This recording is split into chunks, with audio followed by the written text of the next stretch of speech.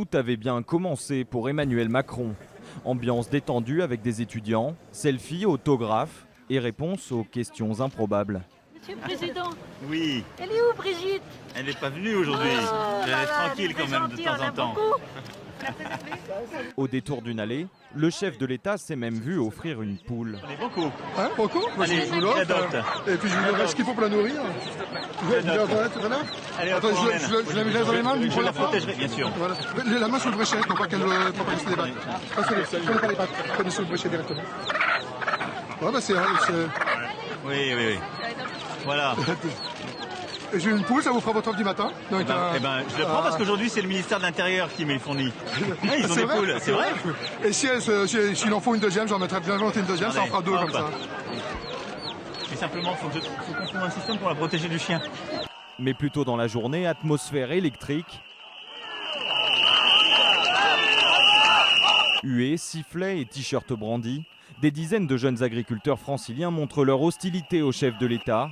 Le monde rural attend le président de pied ferme. Je vais vous rassurer sur ce sujet. Je vais vous rassurer. J'ai toujours eu les mêmes engagements. Au gré du salon, les échanges houleux se multiplient et les esprits s'échauffent tout particulièrement sur la question du glyphosate. Les yeux dans les yeux. Vous êtes là où vous êtes, moi je suis là où je suis. Le glyphosate, il n'y a aucun rapport qui dit que c'est innocent. Il y en a qui disent que c'est très dangereux, d'autres moyennement dangereux. Moi, j'aurai à répondre de ce que je fais, demain, après-demain.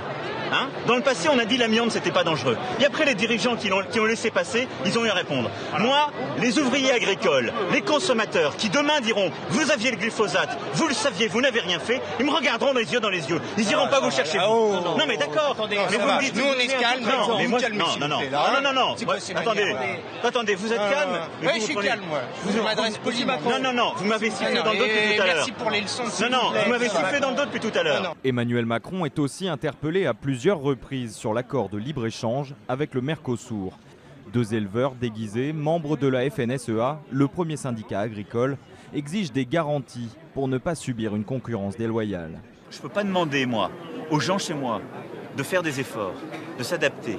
Que ce soit le travailleur en disant tu vas faire des efforts de compétitivité, qu'à côté, il y a des gens qui lui taillent des croupières parce qu'ils ne respectent pas les mêmes règles.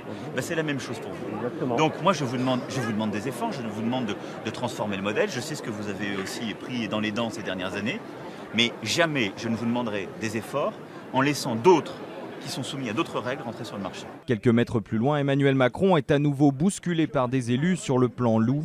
Il réclame au chef de l'État un rendez-vous. Monsieur le Président, nous vous demandons clairement aujourd'hui, c'est le but de notre intervention, un rendez-vous de travail sérieux pour amender le plan loup de manière officielle. Là encore, réponse ferme de l'intéressé. Ça n'est pas un rendez-vous avec le président de la République pour modifier le plan loup qui réglera votre problème là où vous êtes.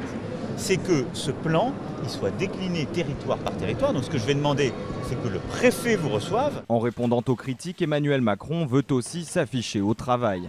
C'est l'importance qu'a notre agriculture. On l'évoquait ensemble avec quelques-uns il y a 2 jours. Je sais toutes les attentes, parfois les angoisses qu'il y a, la souffrance qu'il y a sur le terrain.